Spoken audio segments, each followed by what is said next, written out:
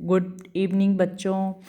अपने पहले 2 video upload हो चुकी हैं, अध्याय 1 से 5 और 6 से 8, जिसके कि जो भी मुख्य मुख्य पॉइंट है उन पे अपनों चर्चा कर चुके हैं। उनको आप इस वीडियो को देखने से पहले उन दोनों वीडियो को ज़रूर देखें। अब अपने अध्याय 8 त्रिकोणमितीय का परिचय, उसके बारे में चर्चा करेंगे। ठीक है, कल मैं आपको साइन थीटा कोस थीटा के जो भी वैल्यूज़ हैं उनके बारे में आपको बता चुकी थी। अब अपने जो इनके थीटा की वैल्यू है वो कैसे निकालते हैं इसके बारे में मैं आज आपको बताऊंगी। ठीक है, अब इसमें अपने को क्या है, इससे संबंधित एक क्वेश्चन आपकी बोर्ड परीक्षा में 101% आता ही आता है। इसको अपने कैसे करेंगे कि हमको इन सभी की वैल्यू याद होनी चाहिए। हम इनको वैल्यू याद कैसे करेंगे, क्या याद होना चाहिए, मतलब साइन थीटा, मतलब कि यदि साइन 0 हो तो साइन 0 की वैल्यू कितनी आती है, साइन 30 की वैल्यू कितनी होती है, साइन 45 की वैल्यू कितनी होती है, साइन 60 की वैल्यू, साइन 90 की वैल्यू, ये हमको मालूम होना चाहिए। इसको हम कैसे याद करें, तो इसके लिए एक छोटी सी ट्रिक है। देखो यहाँ जो 0/4 अंडर रूट लगा दीजिए, जैसे कि फिर 1 में 4 का भाग दीजिए, 2 में 4 का, 3 में 4 का और 4 में 4 का। जब इसमें भाग दोगे उसके बाद में इनके कर दीजिए अंडर रूट। ठीक है, अब क्या है, जब 0 में किसी का संख्या का भाग दोगे तो क्या आएगा, 0। नॉर्मल सी बात है, 0 आएगा तो साइन 0 का मान क्या आ गया, 0। जब 1 में 4 का भाग दोगे, ठीक है, तो और जब इसका हमने अंडर रूट करते तो नीचे क्या है, 4 को हम क्या लिख सकते हैं, 2 × 2 लिख सकते हैं। ठीक है, जब कोई अंडर रूट के अंदर दो संख्याएं जो कि बिल्कुल सेम हो, ठीक है, जो कि सेम हो तो वो अंडर रूट से बाहर निकल जाती है। ठीक है, कहने का मतलब ये है मेरा कि यदि 1/4 है तो 1/4 को हम 1/2 × 2 लिख सकते हैं। और ये यदि अंडर रूट के अंदर है तो इसको हम अंडर रूट से बाहर निकाल सकते हैं, 1/2 इसको लिख सकते हैं। क्यों, क्योंकि अंडर रूट के अंदर क्या है, 2 × 2 है, जो कि अंडर रूट के अंदर है, तो ये बाहर निकल कर एक संख्या में बदल जाती है। मतलब कि 2 × 2 ही 2 बार दी हुई है तो बाहर आके ये 1 बन जाएगी, 1/2 इसको हम लिख सकते हैं। ठीक है, अब क्या है, 2/4 तो ये इससे कटेगा। ठीक है, तो 2 है, ये अंडर रूट में आएगा तो 1/√2। ठीक है, यहाँ पर ये अंडर रूट 3 जब बाहर नहीं निकाल सकते तो ये अंडर रूट 3 ही आएगा और 4 को हम 2 लिख सकते हैं। ठीक है, वैसे ही 4 में 4 का भाग दोगे तो 1 आएगा, देन 1। उसी प्रकार से कोस थीटा की वैल्यू कैसे, जब साइन थीटा की अगर वैल्यू आप अच्छे से याद आ जाती है आपको, तो कोस थीटा बाकी सारे मान आप आसानी से याद कर सकते हो। कैसे, साइन थीटा की वैल्यू याद होने के बाद कोस थीटा, जैसे ये 1 है इसको यहाँ लिख दिया, ये यहाँ आ गया, ये यहाँ, बस इसको उल्टा लिख दिया, देन कोस थीटा की वैल्यू अपने आप आपको याद हो जाएंगी। उसके बाद में टेन थीटा क्या होता है, कल हमने सूत्र पढ़े थे कि टेन थीटा किसके बराबर होता है, साइन थीटा बटे में कोस थीटा। मतलब इसमें यदि इसका भाग दोगे तो आपके पास टेन थीटा की वैल्यू आ जाएगी। 0 में 1 का भाग दोगे देन 0 आएगा, 1/2 √3/2, इसमें भाग दोगे क्या है, 1/2 √3/2, ऐसे लिखा हुआ है। देखो 1/2 √3/2, तो क्या आ गया, 2 से 2 कैंसिल आउट हो गया, तो क्या आ गया, 1/√3। ठीक है, तो यहाँ क्या आ गया, 1/√3, ये इससे कैसे लगे, 1 आ गया, 2 से 2 कट गया तो ऊपर बच गया √3, और 1 में यदि 0 का भाग दोगे तो क्या आ जाएगा, इनफाइनाइट। ठीक है, वैसे कोट थीटा की वैल्यू, जो टेन थीटा होता है वो तो होता है साइन थीटा बटे कोस थीटा। टेन थीटा किसके बराबर होता है, साइन थीटा बटे में कोस थीटा, और जो कोट थीटा होता है वो होता है कोस थीटा बटे में साइन थीटा। ठीक है, तो इसमें क्या करेंगे, कोस में अपने साइन का भाग देंगे, तो 1 में जब 0 का भाग दोगे तो इनफाइनाइट आएगा, इसके अंदर जब इसका भाग दोगे तो √3 आएगा, इसके अंदर कोस में इसका भाग दोगे तो 1 आएगा, 1/2 में √3/2 का भाग दोगे तो 1/√3 आएगा, 0 में 1 का भाग दोगे तो क्या आएगा, 0 आएगा। ठीक है, इस तरीके से हम कोट थीटा की वैल्यू भी निकाल सकते हैं। उसके बाद में सेक थीटा किसका उल्टा होता है, 1/कोस का। मतलब 1 में जब कोस थीटा की वैल्यू के भाग दोगे तो हमारे पास सेक थीटा की वैल्यू आ जाएगी। उसके बाद में कोसेक थीटा, जो साइन थीटा का उल्टा होता है, तो 1 में जब साइन थीटा की जो वैल्यूज़ हैं उनके भाग दोगे तो हमारे पास कोसेक थीटा की वैल्यूज़ आ जाएगी। अब सबसे मुख्य बात ध्यान देने यह है कि साइन थीटा और कोस थीटा, ध्यान से देखिए, इनके मान एक या फिर सारे के सारे एक से कम होते हैं। हमेशा साइन थीटा और कोस थीटा का मान एक से अधिक नहीं हो सकता है। और जो सेक और कोसेक थीटा की जो वैल्यू होती है वो हमेशा एक के बराबर या फिर एक से अधिक ही होती है। यहाँ अपना अध्याय 8 है लगभग कंप्लीट हो चुका है। अगर इन फार्मूलों को आप अच्छी तरीके से 2-3 बार रिवाइज कर लें तो मेरा ये मानना है कि आप परीक्षा में अध्याय 8 जो कि सबसे कठिन माना जाता है 10th की क्लास का, आसानी से कर सकते हैं। इससे संबंधित भी अपने क्वेश्चन है, जैसे कि इस तरीके का क्वेश्चन आया साइन 60 कोस 30 प्लस साइन 30 कोस 60। तो इसके अंदर क्या है, साइन 60 की वैल्यू हमारे को उससे याद होगी। साइन 60 की वैल्यू कितनी है, √3/2। इस तरीके से ये वैल्यू अगर हमारे को याद है हमने रखा, ठीक है। √3, अब इसकी स्केयर करेंगे तो √3 से √3, कहने का मतलब √3/2 इंटू √3/2 प्लस में 1/2/1/2। √3 से √3 गुणा होगा तो 3 आएगा, बटे में 4, 1/4। अब जब भी कोई दो संख्याएं हैं और जब भी दो परिमेय संख्याएं हैं, मतलब बटे वाली संख्याएं हैं और बीच में यदि प्लस है या माइनस है तो उनका क्या लेते हैं, लैसेप है। 4 एकम 4, तो यहाँ क्या आ जाएगा 3 प्लस में 1, देन 4/4, ये कैंसिल आउट, आंसर क्या आ गया 1। इस तरीके के क्वेश्चन आते ही हैं एग्जाम में, तो इसके लिए इस सारणी आपको अच्छी तरीके से आपकी तैयार होनी चाहिए। उसके बाद में अध्याय नंबर 9।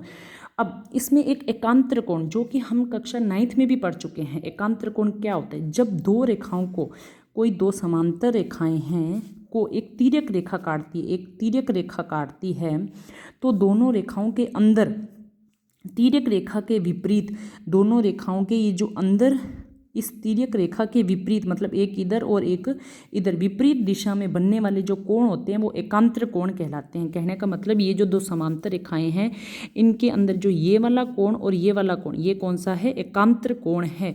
जेड की आकृति वाले जो कोण होते हैं उनको एकांतर कोण कहा जाता है। अब इस प्रश्नावली में मुख्यतः क्या है, उन्नयन कोण और अवनमन कोण ही है। तो उन्नयन कोण क्या होता है, जब कोई व्यक्ति या अन्वेषक अपनी आंख से स्वाभाविक क्षैतिज तल से, कोई यहाँ पर मान लो कोई मैंने व्यक्ति बनाया है, कोई एक व्यक्ति है, वो क्या है, यहाँ पर कोई पतंग उड़ा रहा है, ठीक है। क्षैतिज तल से मतलब यहाँ ये है हॉरिजॉन्टल, यहाँ से जब वो क्या करता है, क्षैतिज तल से ऊपर की ओर स्थित वस्तु को देखता है, या मान लो वो अपने पतंग को देख रहा है, तो क्षैतिज तल की ओर देखने वाली वस्तु के मध्य जो यहाँ पर जो मतलब ये क्षैतिज तल और जो ये पतंग या उड़ा रहा है या कोई भी वस्तु है ऊपर की तरफ, तो इस वस्तु और इस क्षैतिज तल के मध्य जो कोण बनता है वो कौन सा होता है, उन्नयन कोण होता है, उन्नयन कोण, ठीक है। और अवनमन कोण जब क्षैतिज तल, जब कोई वस्तु कोई शिखर पर हो, वहाँ से वो नीचे की तरफ कुछ चीज़ देख रहा है, तो ये जो वस्तु है या उसकी जो दृष्टि रेखा है और जो क्षैतिज रेखा है मतलब आधार है, तो इनके मध्य जो ये कोण बनेगा वो कौन सा कोण होगा, अवनमन कोण होगा, ठीक है। इसके लिए आपको एक एग्जाम्पल बता देती हूँ। सर्कस का एक कलाकार एक 20 मीटर लंबी डोर पर चढ़ रहा है। सर्कस का कोई कलाकार है, वो 20 मीटर लंबी डोर पर चढ़ रहा है, ठीक है, जो अच्छी तरीके से तनी हुई है और ये भूमि पर सीधे लगे खंभे के शिखर से बंधा हुआ है। मैं कहने का मतलब क्या है, कोई भूमि है, भूमि से यहाँ पर, यह डायग्राम मैंने पहले बना दिए थे ताकि थोड़ा टाइम आपका कम कंज्यूम हो, आपका टाइम कंज्यूम हो, ठीक है। तो इसमें क्या है कि मैंने ये है, आप इस सर्कस का कोई एक कलाकार, ठीक है। अब ये क्या है कि ये डोरी की लंबाई, इस डोरी से ये चढ़ रहा है, ठीक है। अब ये जो डोरी है वो अच्छी तरीके से, ये जो भूमि है, भूमि से ये जो सीधा एक खंभा है उससे सीधी तनी हुई है, ठीक है, बंधा हुआ है। तो यदि भूमि स्तर के साथ, तो ये कोण हमको इस क्वेश्चन में दिया हुआ है 30 डिग्री, ठीक है, 30 डिग्री कोण दिया हो, तो हमको इस खंबे की ऊंचाई ज्ञात करनी है। कहने का मतलब है कि कोई सर्कस का एक कलाकार एक डोरी की पर चढ़ रहा है, इस डोरी पर चढ़ रहा है और ये जो डोरी है वो भूमि पर कोई एक खंबा है उससे यहाँ पर बंधी हुई है, ठीक है। तो हमको, और ये वाला इससे कोण 30 डिग्री का कोण बना रहा है, भूमि स्तर से, इस भूमि के जो स्तर से 30 डिग्री का कोण बना रहा है, तो हमको खंबे की ऊंचाई ज्ञात करनी है, ठीक है। तो इसमें खंबे की जो ऊंचाई है, खंबे की ऊंचाई ज्ञात करने के लिए हमको सबसे पहले क्या करते हैं, हमको ये देखना होता है कि हमको दिया क्या हुआ। एक तो हमारे को दिया हुआ है लंब और क्या दिया हुआ है कर्ण। तो कल हमने पढ़ा था लाल बटे कक्का, ठीक है। तो लाल बटे कक्का में कौन सा है जिसके अंदर लंब और कर्ण दिया हुआ हो। तो लंब और कर्ण के लिए साइन थीटा है ना, तो पहला ये साइन थीटा होता है, उसके बाद में ये कोस थीटा और ये क्या होता है टेन थीटा। तो साइन थीटा किसके बराबर आ जाएगा, लंब बटे में कर्ण। तो यहाँ साइन 30 डिग्री, थीटा के वैल्यू 30 डिग्री है, ठीक है। और लंब कितना है, लंब कितना दिया हुआ है 20 मीटर लंबी डोरी पर चढ़ रहा है। और हमको ऊंचाई, लंब तो हमको नहीं दिया हुआ, जो हमने माना था h, और कर्ण कितना दिया हुआ है 20।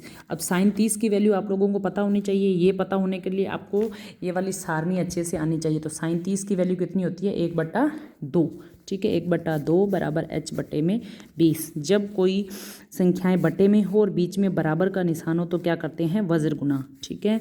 20 यहाँ आएगा बटे में 2, ये से कैंसिल आउट होगा तो h की वैल्यू कितनी आ जाएगी 10, ठीक है। इस तरीके से हम बता देंगे कि जो खंबे की ऊंचाई कितनी है, खंबे की ऊंचाई कितनी है 20, ठीक है। अब मुझे लगता है आपको ये समझ आ गया होगा। बस हमको मोस्टली दिया इन सभी क्वेश्चनों में एक चीज़ ध्यान रखनी है कि एक तो हमको थीटा की वैल्यू दी होगी, हमको एक कहीं ना कहीं इस चित्रों में एक त्रिभुज ढूंढना होता है, उस त्रिभुज में एक वैल्यू हमें दी होगी और एक वैल्यू हमें निकालनी होगी। जो भी दो वैल्यू के मध्य जिन दो वैल्यूओं के मध्य संबंध चल रहा है, उन दोनों वैल्यू में हम देखेंगे कि कौन सा एंगल लगेगा, फिर उसी एंगल को लगाएंगे और उसी कोण का वो कौन सा त्रिकोणमितीय अनुपात लग रहा है उसमें हम एंगल का मान लगाएंगे और हमारे पास जो अज्ञात वैल्यू होगी, जो वैल्यू हमको फाइंड आउट करनी होगी, वो वैल्यू हम आसानी से उसको निकाल सकते हैं, ठीक है। अब इसके बाद में अध्याय नंबर 10 जो कि है व्रत। व्रत क्या है, व्रत एक समतल में स्थित उन बिंदुओं का समुच्चय होता है जो उस समतल में दिए गए स्थिर बिंदु से नियत दूरी पर होते हैं। कि एक व्रत है, व्रत क्या है, व्रत क्या है, एक जो अनेक बिंदु होते हैं इनका एक समुच्चय तो है। व्रत किसको बोलते हैं, अनेक जो बिंदु होते हैं उन बिंदुओं को जो समुच्चय होता है, जो समतल में स्थित कोई एक स्थिर बिंदु है, इसे सारे के सारे ये बिंदु क्या होते हैं समान दूरी पर स्थित होते हैं, उसको क्या बोलते हैं व्रत बोलते हैं, ठीक है। उसके बाद में छेदक रेखा क्या होती है, वह रेखा जो व्रत को दो अलग अलग बिंदुओं पर काटे व्रत की छेदक रेखा कहलाती है। जैसे कोई व्रत है, व्रत को, ठीक है, व्रत के ये कोई दो बिंदु, इन दो बिंदुओं को जब कोई ये रेखा काट रही है तो इसको क्या बोलते हैं छेदक रेखा, जो उसको छेद रही है। यहाँ ए भी क्या है छेद रेखा।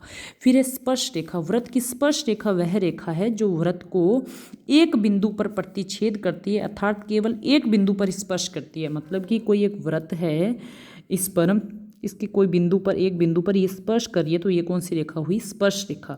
तो हमको पता है कि व्रत पर अनेक बिंदु होते हैं, अनेक बिंदु होंगे तो उसकी अनेक स्पर्श रेखाएं हो सकती हैं, ठीक है। अब इंपॉर्टेंट फैक्ट क्या है कि व्रत की जो स्पर्श रेखा होती है वो स्पर्श बिंदु से होकर जाने वाली त्रिज्या के लंबवत होती है। कहने का मतलब क्या है कि जब कोई व्रत है इस पर कोई एक स्पर्श रेखा खींची जाती है तो ये जो स्पर्श रेखा है व्रत के जो केंद्र बिंदु से जाने वाली रेखा है उस पर क्या होती है लंब होती है, मतलब यहाँ से 90 डिग्री का कोण बनाती है। और वह रेखा जो त्रिज्या के, वही उसका उल्टा है कि वह रेखा जो त्रिज्या के छोर बिंदु से होकर जाती है, त्रिज्या के मतलब ये त्रिज्या है, उसके छोर बिंदु से होकर जाती है, वो व्रत को क्या करती है किसी बिंदु पर क्या करती है स्पर्श करती है। इसको क्या बोलते हैं स्पर्श बिंदु या फिर उभयनिष्ठ बिंदु, ठीक है। अब एक बिंदु से व्रत पर स्पर्श रेखाओं की संख्या कैसे फाइंड आउट करते हैं कि हमेशा याद रखना व्रत के अंदर स्थित किसी भी बिंदु से जानने वाली व्रत पर कोई भी स्पर्श रेखा नहीं होती है। व्रत के अंदर कोई भी बिंदु से यदि कोई भी रेखा खींची जाए तो वो उसकी स्पर्श रेखा नहीं होगी, क्योंकि स्पर्श रेखा वही होगी जो व्रत के बाहर स्थित, व्रत के बाहर स्थित किसी बिंदु से व्रत पर केवल एक ही स्पर्श रेखा खींची जा सकती है। व्रत पर स्थित कि व्रत के ऊपर अगर हम एक रेखा खींचें तो सिर्फ एक और केवल एक ही स्पर्श रेखा खींच सकते हैं। और व्रत के बाहर कोई एक बिंदु है, उस बिंदु से व्रत पर दो स्पर्श रेखाएं खींची जा सकती हैं, ठीक है। अब एक किसी बाह्य बिंदु से व्रत पर खींचे गए स्पर्श रेखाखंडों की लंबाइयां बराबर होती है, ये बात आपको अच्छे से पता होनी चाहिए, क्योंकि इसमें इस जो एक्सरसाइज में काफ़ी सारी प्रमेय हैं, उसमें ये बार बार इसका यूज़ होता है कि कोई वृत्त है, उसके बाहर कोई एक बिंदु है, उस बिंदु से इस पर जो रेखाखंड खींचे जाते हैं, इसमें हमको क्या होता है कि उन दोनों को समरूप सिद्ध करना होता है। तो हमको पता होना चाहिए समरूप सिद्ध करने के लिए इनकी जो ये भुजा होती है या इनको सर्वांग सम सिद्ध करना होता है, तो ये भुजाएं बराबर होती हैं कि वृत्त के बाहर स्थित के बिंदु से वृत्त की स्पर्श रेखाखंडों की जो लंबाइयाँ होती हैं वो बराबर होती हैं। और ये क्या करती हैं, जो वृत्त के जो केंद्र बिंदु है, वृत्त का जो केंद्र बिंदु है, इस पर क्या होती हैं, लंब होती हैं। ठीक है, ये बात हमको पता होनी चाहिए, ये इंपॉर्टेंट है। ठीक है, इससे संबंधित काफ़ी सारे क्वेश्चन हैं। ठीक है, उसके बाद में है हमारा अध्याय नंबर 11, वृत्तों से संबंधित क्षेत्रफल। ठीक है, इसमें क्या है, मुख्यतः हमको पता होना चाहिए त्रिज्यखंड और वृत्तखंड क्या होते हैं। अब क्या है, इसमें मुख्यतः 4 ही फार्मूलाज हैं जो आपको अच्छे से पता होने चाहिए, और कौन कौन से हैं देखते हैं। सबसे पहले हम त्रिज्यखंड की बात चल रहे हैं। यह कोई वृत्त है, ठीक है, इस वृत्त के अंदर ये त्रिज्या है और ये भी क्या है, त्रिज्या, और ये एक क्या है, चाप। ठीक है, 2 त्रिज्याओं व एक चाप से गिरा हुआ जो ये वाला क्षेत्र है उसको क्या बोलते हैं, त्रिज्यखंड। अभी देखो, ये 2 हो गई त्रिज्या और ये एक हो गया चाप, तो ये भी एक क्या हो गया, त्रिज्यखंड। ये छोटा है तो लघु त्रिज्यखंड, ये बड़ा है तो दीर्घ त्रिज्यखंड। ठीक है, अब क्या है, एक बात याद रखना कि यहाँ क्या है, थीटा का मान लघु त्रिज्यखंड के लिए थीटा का मान हमेशा 180 डिग्री से क्या होगा, कम होगा। ठीक है, लघु त्रिज्यखंड के सूत्र, पहला सूत्र मैंने आपको बताया ना, इस प्रश्नावली में 4 सूत्र है, तो पहला सूत्र है लघु त्रिज्यखंड, जो बार बार आता है, क्योंकि मुख्यतः आपको थीटा की वैल्यू 180 डिग्री से कम ही दी जाती है। तो लघु त्रिज्यखंड का सूत्र ही हम लगाते हैं, जिसमें आपको लघु न लिखकर सीधा बोल दिया जाए त्रिज्यखंड का क्षेत्रफल निकालो, तो आप लघु त्रिज्यखंड वाला ही सूत्र लगाएंगे, थीटा बटे 360 इंटू पाई आर की स्क्वायर। ठीक है, अब अगर आपसे पूछ ले दीर्घ त्रिज्यखंड का क्षेत्रफल निकाले, दीर्घ मतलब ये वाला दीर्घ, तो हमको पता है ये पूरा कितना होता है, 360 डिग्री। 360 डिग्री में से यदि ये वाला इतना थीटा घटा दिया जाए तो हमारे पास इसका मान निकल जाएगा। तो इसलिए मैंने किया 360 माइनस थीटा, मतलब पूरे में से जब थीटा को घटा दोगे, बाकी फार्मूला सेम है, तो आपके पास दीर्घ त्रिज्यखंड का क्षेत्रफल निकल आएगा। अब कई बार संगत चाप की लंबाई पूछ ली जाती है, तो लंबाई, संगत चाप, इस चाप की लंबाई पूछ ली जाती है, परिधि की बात चल रही होती है। तो परिधि का सूत्र हमको पता है, वृत्त की परिधि का सूत्र क्या होता है, 2 पाई आर। तो सूत्र क्या लगेगा, थीटा बटे 360 इंटू 2 पाई आर। यदि क्षेत्रफल पूछ ले तो इसकी जगह क्या आ जाएगा, पाई आर की स्क्वायर। ठीक है, अब बात करते हैं वृत्तखंड। ठीक है, एक सूत्र और भी है, वृत्त की त्रिज्यखंड की यदि चाप की लंबाई L और वृत्त की त्रिज्या अगर हमको किसी क्वेश्चन में दी हुई हो, तो त्रिज्यखंड का क्षेत्रफल पूछ ले। यदि लंबाई और त्रिज्या दी हुई हो और क्षेत्रफल पूछ ले तो हम कौन सा सूत्र लगाएंगे, A बराबर 1/2 LR। ठीक है, मतलब कि हम ऐसे निकाल सकते हैं कि जो त्रिज्यखंड है उसका क्षेत्रफल बटे उसके चाप की लंबाई। ठीक है, तो सूत्र हमको पता है कि क्या होता है, ये तो होता है थीटा बटे 360 2 पाई आर, और थीटा बटे 360 पाई आर की स्क्वायर। इससे इसे कैंसिल आउट होगा, पाई पाई से कट जाएगा, आर आर से, तो क्या बच गया इसमें 2 बटे में आर। तो मतलब कि A बटे में L बराबर में 2 बटे में R। तो आपके पास यही सेम बचेगी। अगर इतना करना है तो ठीक है, नहीं तो आप सीधा याद कर लीजिए कि त्रिज्यखंड का क्षेत्रफल का सूत्र क्या होगा, A बराबर 1/2 LR। उसके बाद में वृत्तखंड और त्रिज्यखंड के क्वेश्चन तो आएगा ही आएगा। और वृत्तखंड हमेशा जो बड़े क्वेश्चन आपके आएंगे निबंधात्मक, उसमें से पूछे जा सकते हैं। तो वृत्तखंड, वृत्त की जो जीवा होती है, हमको पता है वृत्त की जीवा कौन सी होती है, जो वृत्त के केंद्र से ना गुजरे, वो होती है वृत्त की जीवा। जो वृत्त की जीवा होती है ये वृत्त को 2 भागों में बांटती है, पहला भाग दूसरा भाग। एक बार इसको नहीं देखना है, वृत्त की जीवा के जो इधर वाला भाग है वो वृत्तखंड है, और इसके ऊपर वाला ये भी सारा भाग क्या है, वृत्तखंड है। ये छोटा है तो इसको लघु वृत्तखंड, ये बड़ा है तो इसको दीर्घ वृत्तखंड कहेंगे। ठीक है, अब हमको सूत्र वही कि लघु वृत्तखंड का अगर हमको निकालना हो, यदि ये इतने का हमको निकालना हो तो हम कैसे निकालेंगे। तो ये जो त्रिज्यखंड है जिसका मान 180 डिग्री से क्या है, कम, जिसमें थीटा का मान क्या 180 डिग्री से कम, तो हम क्या करेंगे, इस त्रिज्यीय खंड का पहले क्षेत्रफल निकालेंगे, जो हमको पता है कौन सा होता है, लघु त्रिज्यीय खंड का क्षेत्रफल थीटा बटे 360 इंटू पाई आर की स्क्वायर। अब हम इस पूरे में से अगर ये इतने त्रिभुज का क्षेत्रफल घटा दें तो हमारे पास ये इतने वृत्तखंड का क्षेत्रफल निकल आएगा। ठीक है, तो त्रिज्यीय खंड का क्षेत्रफल थीटा बटे 360 इंटू पाई आर की स्क्वायर माइनस, अब इसमें होता है देखो ये ओ ए बी सी, इस पूरे में से क्या है, त्रिभुज ओ ए सी का क्षेत्रफल घटाना है। तो यहाँ पर आपको ये एक याद रखना है कि इसमें से ये वाला सूत्र ही लगाना है, चाहे यहाँ पर कौन सा भी त्रिभुज दिया हुआ हो, चाहे समबाहु हो, समद्विबाहु हो। समबाहु होगा तो दो भुजाएं बराबर होंगी, समद्विबाहु होगा तो दो भुजाएं बराबर होगी, समबाहु होगा तो तीनों भुजाएं बराबर होंगी। लेकिन हमको यहाँ किसी त्रिभुज का नहीं, हमको सिर्फ ये याद रखना है कि अगर आपके पास लघु वृत्तखंड की बात करें तो हम त्रिज्यीय खंड का सूत्र लगाएंगे -1/2 आर की स्क्वायर साइन थीटा लगाएंगे।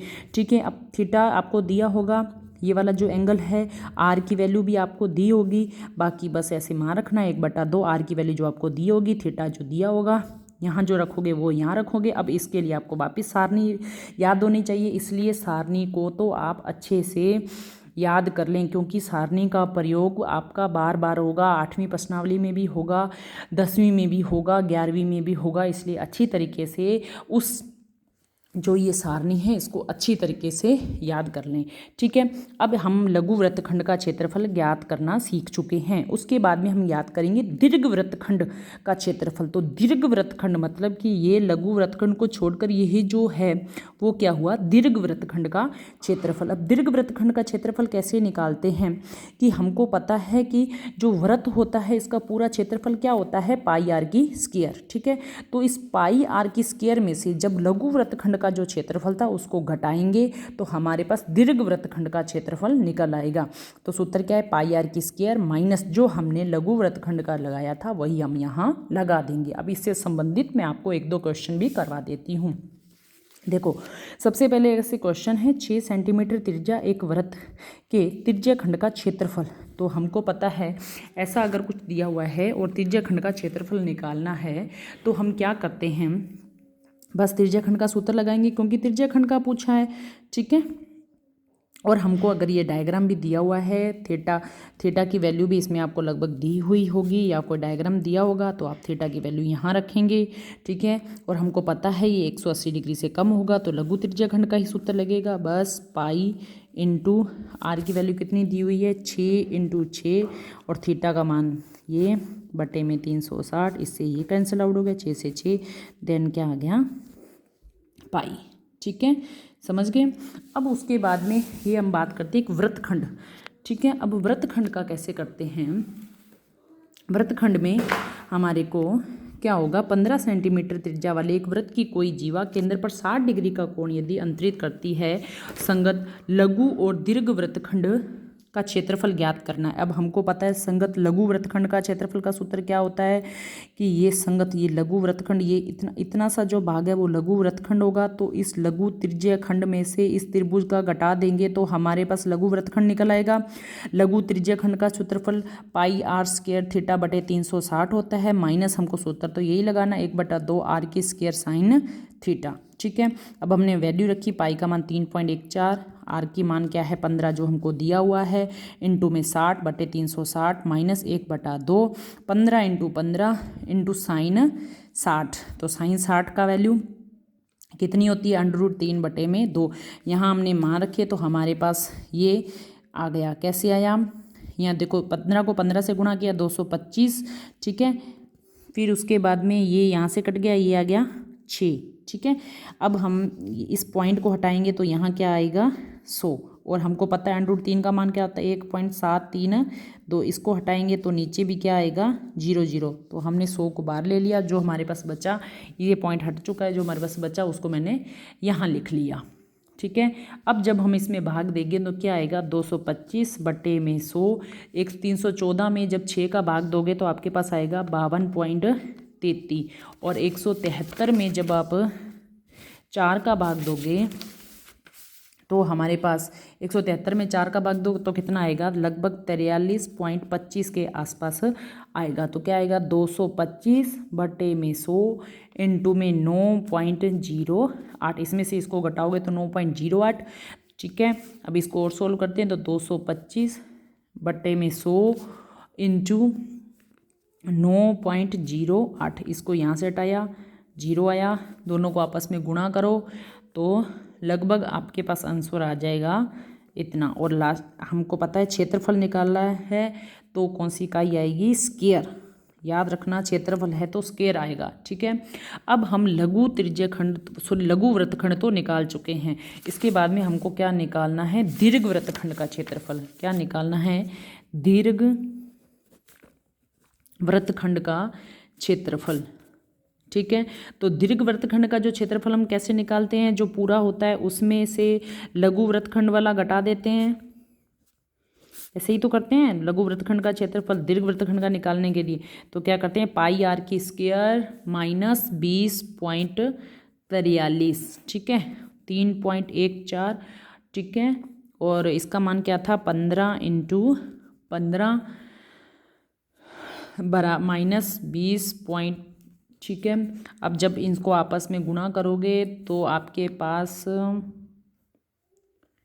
आएगा 706.5 माइनस 20.43। इसको आपस में घटाओ, ये गया इससे गया 686.07 सेंटीमीटर की स्क्वायर। स्क्वायर क्यों आया, क्योंकि ये भी तो क्षेत्रफल ही है ना दीर्घ वृत्तखंड का। अब ये जो लास्ट क्वेश्चन करवाया है, ये क्वेश्चन तो आपके बोर्ड में आएगा ही आएगा। अगर ये नहीं आया तो इससे संबंधित वृत्तखंड से संबंधित कोई आपको त्रिज्या या थीटा अलग तो अलग दे सकते हैं। और बाद में पूछा आपसे ये जाएगा कि लघु वृत्तखंड या फिर दीर्घ वृत्तखंड का क्षेत्रफल निकालिए। तो मैं वापस आपसे रिक्वेस्ट करती हूँ कि जितने भी आपको 3 वीडियो अपलोड हो चुकी हैं, तीनों वीडियो को जितना हो सके अच्छे से अच्छे ढंग से उनको तैयार कीजिए, ताकि आप इन जितने भी जो 11 कितने अध्याय हो चुके हैं, अपने 10 अध्याय हो चुके हैं, 11 अपने 11 अध्याय हो चुके हैं। इन 11 अध्यायों को आप बहुत ही अच्छी तरीके से, इनके जो भी क्वेश्चन हैं इनको बहुत ही अच्छी तरीके से कर सकें। थैंक्स, धन्यवाद।